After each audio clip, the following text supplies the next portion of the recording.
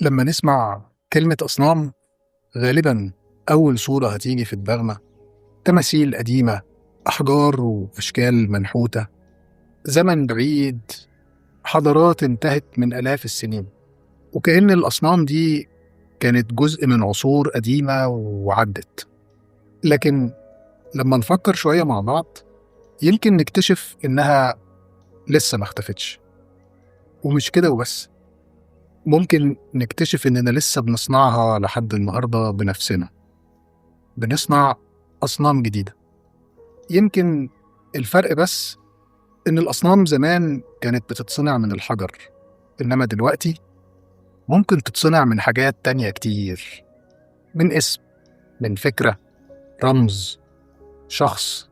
بتوصل أحيانا إننا نصنع أصنام من نفسنا. كلامنا النهاردة مش عن تماثيل، ولا عن زمن بعيد، ولا عن ناس عاشوا زمان بطريقة مختلفة.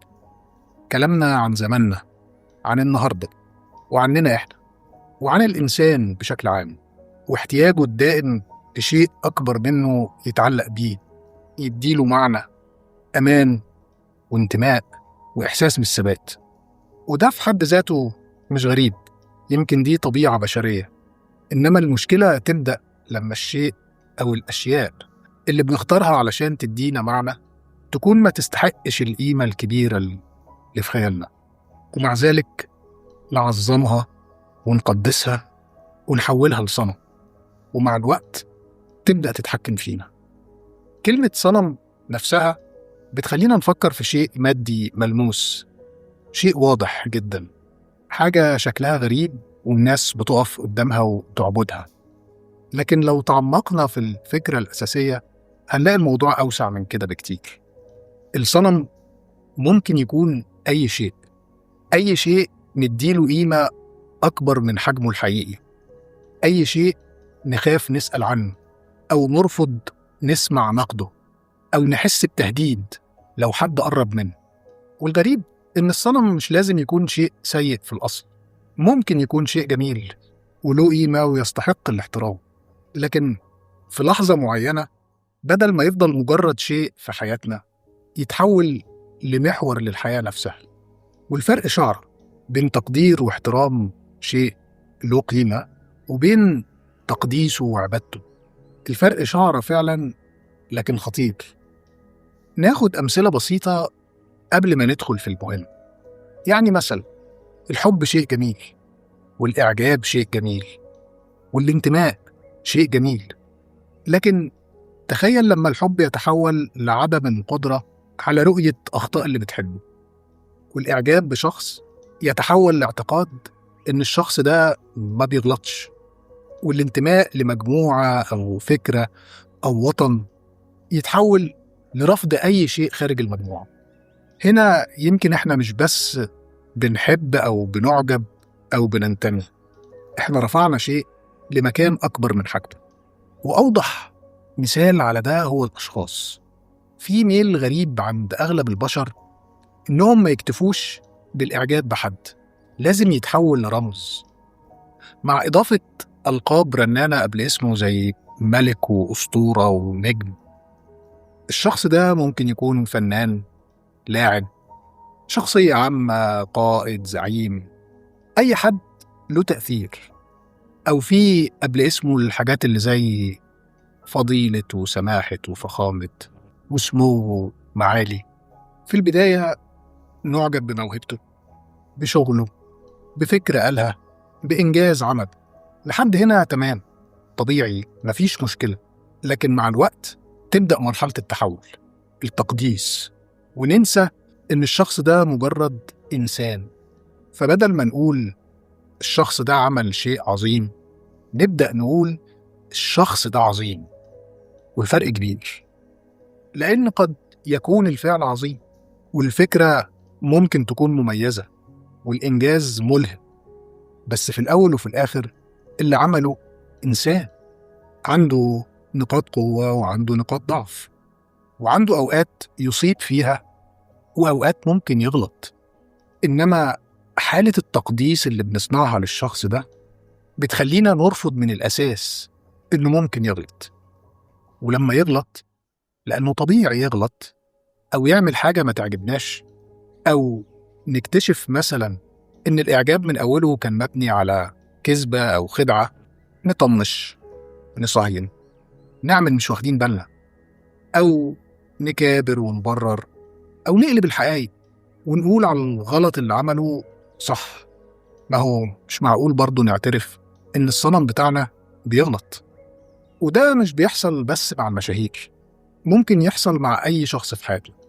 أحيانا بنرفع ناس قريبة مننا لمكانة عالية جدا، ممكن يبقى أب، أم، مدرس، شخص بنحبه أو حتى ما بنحبوش. زي كده الشخص اللي غالبا بيبقى موجود منه واحد في كل عيلة، كبير العيلة. المكانة العالية دي بتخلينا مش قادرين نشوف الشخص ده كإنسان. وأعتقد المشكلة مش في إننا نحب أو نعجب، المشكلة في اللحظة اللي يتحول فيها السؤال، حتى لو بينك وبين نفسك: هل الشخص ده يستحق التقدير ده كله؟ لما السؤال ده يبقى صعب ومش مقبول من الأساس، وكأن مجرد التفكير خيانة، في اللحظة دي تأكد إن الصنم اتكون. والغريب إن الموضوع مش واقف عند الأشخاص وبس، لأن ممكن جدا يكون عندنا نفس الفكرة دي تجاه أشياء، جمادات، رموز وشعارات، حاجات موجودة حوالينا كل يوم، ومع ذلك ما بنفكرش فيها كأصنام. حاجات مكانتها بتكبر في عينينا بسبب الرمز أو الفكرة اللي بتمثلها. شعارات معينة زي شعارات الشركات والأحزاب السياسية والجماعات، حتى شعارات الأندية. لبس معين زي الملابس الرسمية، البدلة والجرافطة، والبدلة الميري والبلطو الأبيض وغيرهم كتير. وأماكن معينة زي فنادق الخمس نجوم، المدارس الانترناشنال، وأي مكان ما يدخلش غير بكيو آر كود. حتى الجماد بتوصل لحد يافطة بتتحط على باب البيت علشان يتبروز عليها لقب قبل الاسم. كلها حاجات مرتبطة في نظر الناس بصورة محددة. تخيل مثلا شخصين شبه بعض في كل حاجة تقريبا، نفس المؤهل والخبرات، نفس القدرات، نفس طريقة الكلام، داخلين مكان عادي، مطعم مثلا، لكن واحد فيهم داخل بملابس رسمية جدا، البدلة والجرافطة، والتاني داخل بلبس بسيط. هل تعامل الناس معاهم هيكون واحد؟ غالبا لا. ويا سلام لو كان المكان في إيجيبت مش في مصر، في الغالب التاني هيتمنع من الدخول أصلا. وهنا لازم نسأل: إحنا احترمنا الشخص ولا احترمنا الرمز، البدلة، الصنم؟ إزاي اختصرنا شخص كامل بأفكاره وتصرفاته وتاريخه في بدلة؟ والبدلة هنا مجرد مثال. قيس الموقف ده على الهدوم، العربية، الألقاب، المكانة الاجتماعية، الشكل واللون. أي رمز واحد من دول يكفي للحكم على إنسان كامل. وده مش معناه إن الرموز ملهاش قيمة. الرموز جزء مهم جدا من حياة البشر على مر العصور. الهدوم رمز أكيد، الشعارات رمز، أعلام الدول رمز، كل الحاجات اللي حوالينا ليها معاني. لكن السؤال: هل الرمز لسه مجرد رمز بيشاور على معنى معين، ولا بقى هو المعنى وخد قيمة أكبر من كونه رمز وبقى ليه قدسية؟ لأن في فرق كبير لما يكون اللبس الرسمي مثلا بيعبر عن احترام لمكان معين، ولو إن دي برضو قوانين البشر اللي اخترعوها، مفترض احترام المكان يبقى بلبس لائق ونضيف وبالتصرفات. بس لو تجاوزنا عن النقطة دي وقلنا إن اللبس الرسمي بيعبر عن احترام لمكان معين، فدي حاجة، وإننا نعتقد إن الشخص ملوش قيمة غير باللبس ده، دي حاجة تانية خالص. لما يكون الشعار بيعبر عن فكرة والعلم بيعبر عن بلد، فدي حاجة. لكن لما الشعار أو العلم يبقوا من المقدسات، فدي حاجة تانية خالص. ويمكن مثال العلم ده يودينا لنوع حساس جدا من الأصنام. الأصنام اللي مرتبطة بالهوية والانتماء، فكرة الوطن أو المجموعة أو أي رمز كبير في حياتنا. والكلام هنا مش عن رفض الرموز ولا عن فقدان الانتماء، بالعكس، الرمز بيجمع الناس وليه معاني مهمة، والإنسان محتاج ينتمي، دي حاجة طبيعية. بنحتاج نحس إننا جزء من شيء، عيلة، مجتمع، مكان، أو حتى فكرة. لكن الخطر يبدأ لما ننسى الفرق بين الرمز ومعناه، والانتماء الجميل يتحول لحاجة تانية، فيخلي قطعة قماش ملونة أهم من الإنسان اللي مفترض إنها بتمثله.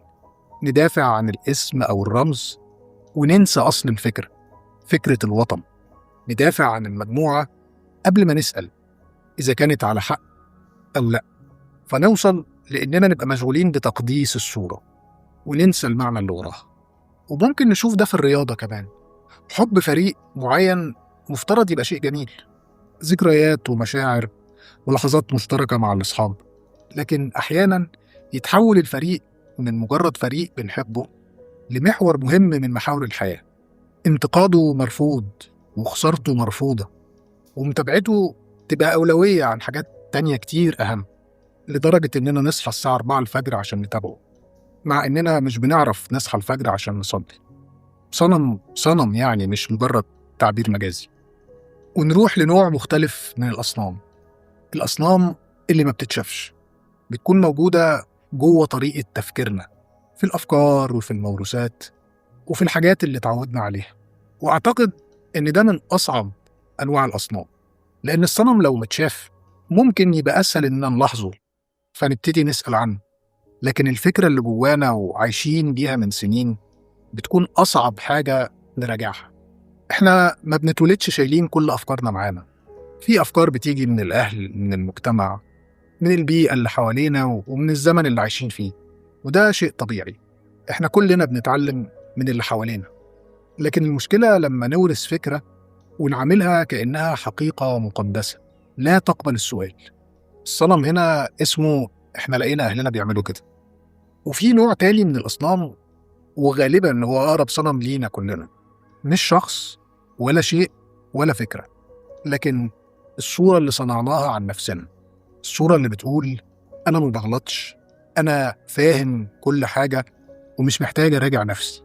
الإنسان ممكن يراجع العالم كله ويناقش كل حاجة، لكن نفسه ممنوع الاقتراب. ولو جينا ندور على الأصنام غالبا هندور عليها حوالينا، لكن نادرا ما هنبص لجوه، مع إن ممكن جدا يكون كل واحد فينا عنده صنم صغير كده أو مجموعة أصنام حاطينها في مكانة أكبر من حجمها، ومش بنسمح حد يقرب منها ولا حتى إحنا. لو دورنا ممكن نلاقيهم في رأي من آرائنا اللي لا يجوز إن حد يختلف معانا فيها. ممكن نلاقيهم في الصورة اللي صنعناها عن نفسنا، الصورة بتاعت أنا الشخص الناجح القوي اللي مش محتاج حد، والحاجات بتاعت دروس التنمية البشرية دي. الصورة دي بتتحول لصنم على هيئة قيود، لأنها مش بس بتخلينا نقدس نفسنا، دي كمان بتمنعنا من الاعتراف بلحظات الضعف أو الفشل. وأعتقد إن ده من أصعب أنواع الأصنام، لأننا مش بس بنحاول نحميه، إحنا بنبني حواليه سور، علشان بنخاف نكتشف إن جزء من الصورة اللي عشنا بيها ما كانش حقيقي. لكن يمكن في كام سؤال ممكن يكشفوا لنا حاجات كتير. جرب تسأل نفسك، إيه الحاجة اللي لو حد لمسها بالنقد هتتضايق وتغضب فوراً؟ إيه الفكرة اللي مجرد سماع رأي مختلف عنها هيخليك تقفل الحوار قبل ما يبدأ؟ إيه الشيء اللي لو فقدته هتحس إن جزء منك اختفى؟ ممكن الإجابة تكون شخص أو مكان أو فكرة أو رمز أو حتى صورة عن نفسك. والإجابة مش معناها بالضرورة إن الشيء ده غلط، ممكن يكون مهم فعلا وممكن يكون ليه قيمة حقيقية، لكن السؤال هل محطوط في مكانه الصح ولا رفعته لمكانة أكبر وصلت للتقديس؟ وفي فكرة شخصية خطرت في بالي وأنا بتفكر في الموضوع ده، إن فكرة مواجهة الأصنام حتى في العصور القديمة كانت أعمق من مجرد إزالة شيء مادي، وأعمق من عبادة الحجر. وإن كل نبي أو رسول وهو بيدعو قومه، الدعوة ما كانتش مقتصرة على ترك عبادة الأصنام الحجرية، والتوجه لعبادة رب الكون. دي كانت ثورة كاملة على كل أنواع الأصنام، وإن المعنى ده موجود في جوهر الأفكار الدينية على مر التاريخ. المواجهة ما كانتش مع الحجر بس. في أصنام مصنوعة من الحجر، لكن في غيرها مصنوع من كلام وأفكار وعادات موروثة. في غيرها مصنوع من أشخاص، من سلطة، من خوف وخنوع، من ظلم وطبقية وعنصرية. المواجهة كانت مع كل المعاني اللي الإنسان رفعها فوق مكانها الطبيعي. ويمكن ده كل اللي كنت عايز أفكر معاكم فيه النهاردة. وكالعادة مش علشان نكسر كل حاجة ولا عشان نشك في كل شيء، لكن عشان نراجع بهدوء الحاجات اللي اديناها مكانة كبيرة في حياتنا، ونسأل هل هي فعلا تستحق، ولا احنا حولناها لأصنام وبنعبدها. أشوفكم الحلقة الجاية إن شاء الله.